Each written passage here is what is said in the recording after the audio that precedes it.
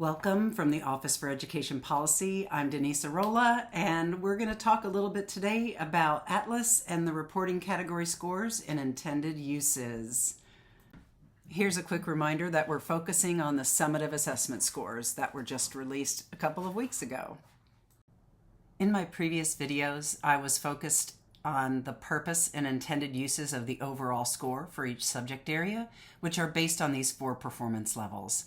For the reporting categories, we're going to learn about a new set of scores and how those are reported. When I first open up a grade level for my school, I'm going to see my school and the district and the state, their information. I'm going to have my overall score for math in this case, and I can see the number of students in my math scores. I can see their average scale score, which is 1,050 plus or minus 2 points. That's the margin of error around that score. And I'm going to be able to see the percentage of students at each performance level, as well as the percent who are at or above level 3. I'm also going to have these little accordion spots that talk about my reporting categories, and that's where we want to spend some time today. There are 2 tools that can help you make a lot of meaning from the reporting category and standards scores that are in your aggregate reports. The first is the blueprint. The blueprint details the standards that fall under each reporting category, and they also indicate the percentage of the test that is addressing that material. There are also bolded standards. These are standards that are considered key concepts for the grade level, meaning that they're important and foundational to the other standards within the grade level. Once I get into a reporting category, in this example for grade 5, it's computational and algebraic reasoning, I'm going to get a different set of scores, and they are calculated slightly differently, and they have very specific intended uses. So let's cover that. I still get my average scale score for this reporting category. When you have 195 students, you're going to be able to keep that margin of error small, but if you're looking at a group, say a class roster of 10 students, your margin of error, or that standard error of the mean for your scale score, might be a little bit bigger. At the student level, where it's just one student's information, that margin of error, we call it standard error of measurement, that might be larger at that level because there's less information. Here with reporting categories, again, we're taking the overall test and splitting it into parts. You can take a look at the performance distribution, and most of you have already noticed that there's 3 levels instead of 4. The reason for that is because each reporting category is made up of a subset of items. So it's less reliable than the overall test. If you're going to report on how students did on the reporting category, then you have to do so responsibly.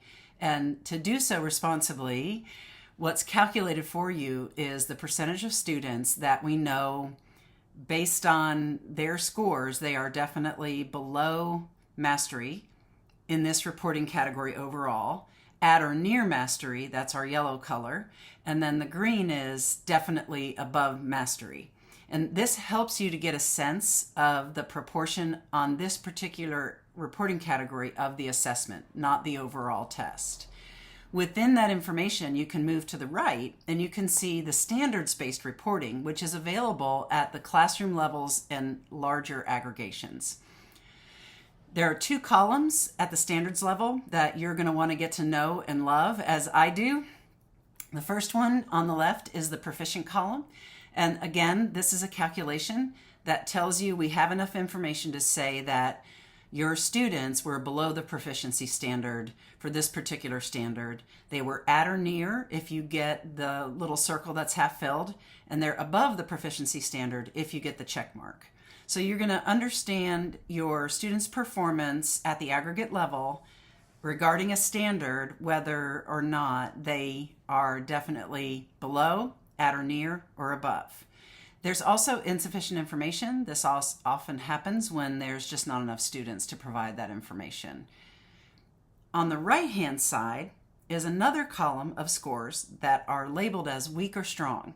And this is something you've probably never had in a score report for your state summative assessment. This is something that helps you to prioritize which standards your students are struggling with the most and which standards they have some really good strength on that you can capitalize and build on. So weak or strong is basically looking at how well your students did on this particular standard given how they did on all the other items. So if you have a plus, it means this is an area of strength. Students outperformed themselves in this standard because they did better than we would have expected based on how they did on the rest of the test. If it's an equal sign, then it's similar. It's not different from how they're performing on the test overall. And then if it's a minus sign, it means it's an area of weakness. It's an area where they performed lower than expected given how they did on the rest of the test. So our areas of weakness are areas that we can prioritize for intervention. This takes some of the guesswork out of how are my students doing, and it gives you some really valuable information. Let's take a deeper look. I want to take you just a little bit deeper because there are things available with Atlas that we didn't have before, or we didn't have them so clearly and explicitly. So now I'm going to focus on two other standards that are within this reporting category, Standard 5.CAR.7 and Standard 5.CAR.8. So the first one, Standard 7, is to use visual models and equations to multiply whole numbers by fractions and fractions by fractions, including mixed numbers and fractions greater than 1. And then standard number 8 is to apply previous understanding of division to divide unit fractions by whole numbers and whole numbers by unit fractions. So these are close, but there's slight differences in the language. And you might be wondering, like, it looks like my students did better than they did on the rest of the test. They were below the proficiency standard on standard number 8, but they did better with that plus sign than they did on the rest of the test. But for standard number 7, they were below, and they did worse on this standard than they did on the rest of the test. Well, where can you go to get more information? You can go to the range performance level descriptors, and I'm going to show you about those. These are so critical to clarifying the information in the standards and how that standard is operationalized by what we expect students to do to demonstrate that they've got it.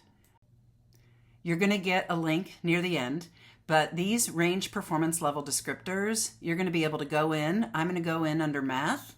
This is the final. These are actually what were used in standard setting to understand what a student could do at the cut points for each of the performance levels. And so that's another really neat thing is you get to see the information that really informed what can a level 2 student do relative to this standard? What can a level 2 student or a level 1 student do relative to this standard? So without further ado, let's get to that information for these two standards. The standards language is explicitly broken down into examples that represent what a student would be able to do at each performance level.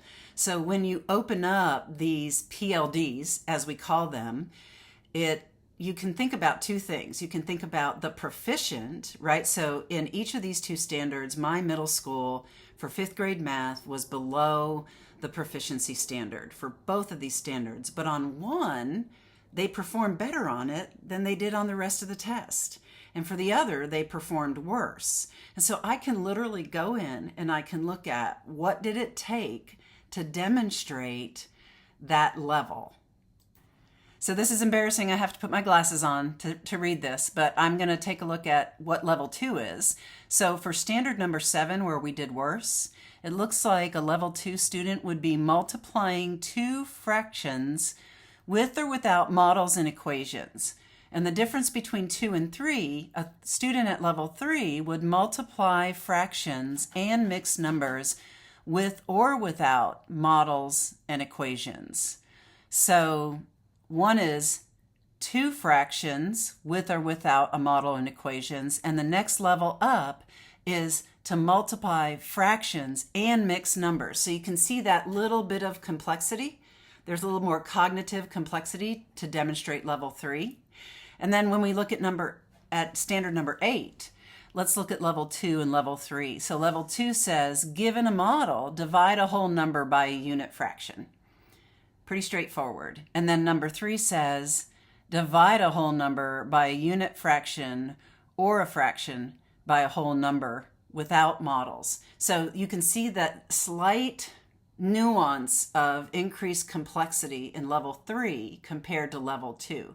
So as a teacher, if I'm wanting to understand more about what we struggled with on standard number 7 as a class, I would probably go and put together some items that I would have the class do. They could either do them individually, they could problem solve them together, they could share their reasoning and understanding. And while they're doing that over these items, as a teacher, I would be walking around professionally noticing, listening and noticing what misconceptions might they have. What is their conversation informing me about where they don't have the understanding they need to get to a level 3. So this is a connection from summative to formative assessment that I'm talking about here. And you have really good information in the PLDs to help you to do that. You don't just look at this and go, oh, my kids were bad at that standard. You need to know more so that you can be strategic in how you move forward with instruction. And to be strategic, you got to know what exactly are they struggling with, and then what instruction would support them in getting to a better level for this. So I think this is enough for this video. We're looking at these as aggregate reports. How you interpret the scores at the student level is slightly different, but I really wanted you to understand how the reporting categories differ in the way that the scores are reported, what the information means actually, and how it's intended to be used. So we don't stop with summative. We get a sense of what are the priorities that I need to be digging into for these students. And maybe I can also be thinking about, are the things that I'm doing with my students at the level of cognitive complexity that they're going to be required to demonstrate it at the end of the year? So this is also an alignment exercise, not just with the standard. I mean, if we just had instruction aligned to standards, we'd all be, we would think we had a miracle happening. What really matters is, what does it take? What's the evidence a student has demonstrated that they mastered that standard? And how does that look at each of these levels? And is my instruction, are the learning activities that my students are engaged in, are they aligned to that cognitive complexity that is demonstrated in the performance level descriptors? So here you have links to some training slides that DESE has out there. Oh my gosh, there's so much good information about the nuts and bolts of how to get your student data, how to download things, how to get certain kids rostered. It's full of really good information. The Atlas portal link is here. The DESE resources are here. There's some really good reporting videos and quick reporting quick guides that if you're just wondering how to access something, you can go to those. The range descriptors are what I was just talking about. And the blueprints, boy, those are just super helpful in understanding this information. The good news is, as you're learning it, there's a lot of new, but as you learn it, you'll be building on your learning, because this isn't going to change next year, right? This is going to continue to be how we ground ourselves in what our students know and are expected to do, and how we support them to learn that over time in this system that I just, as you know, I'm a fan of, the Arkansas Teaching, Learning, and Assessment System. Very quickly, there are some resources that are just releasing on K3 on the screeners. There's more to come on that. I will do a video on the screeners, but I wanted you to have this opportunity so that you can see where these resources are. These are live links.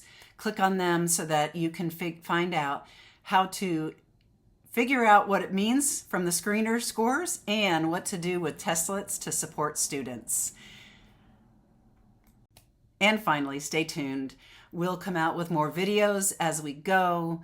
I will be posting a form in our next video. I want to know what you are most interested in learning more about. What supports do you need, so that we can focus in areas of greatest need for you all. So thank you for your attention, and see you soon.